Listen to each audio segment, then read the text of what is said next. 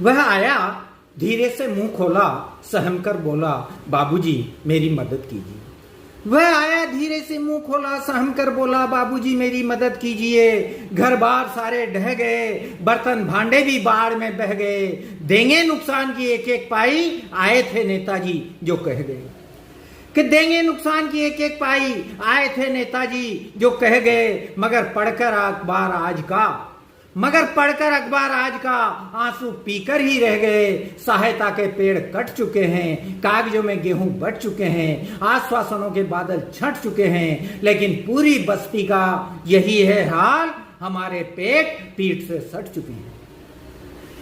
क्या आए थे नेताजी जो कह गए, मगर पढ़कर अखबार आज का आंसू पीकर ही रह गए। सहायता के पेड़ कट चुके हैं, कागजों में गेहूं बट चुके हैं, आश्वासनों के बादल छट चुके हैं, लेकिन पूरी बस्ती का यही है हाल, हमारे पेट पीठ से सट चुके हैं।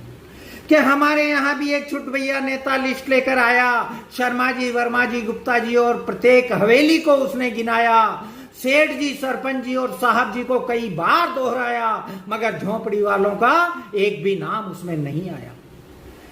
कि हमारे यहाँ भी एक छुटभैया नेता लिस्ट लेकर आया। शर्मा जी, वर्मा जी, गुप्ता जी और प्रत्येक हवेली को उसने गिनाया। सेठ जी, सरपंच जी और साहब जी को कई बार दोहराया, मगर झोंपड़ी वालों का एक भी नाम उसमें नहीं आया। जब पूछा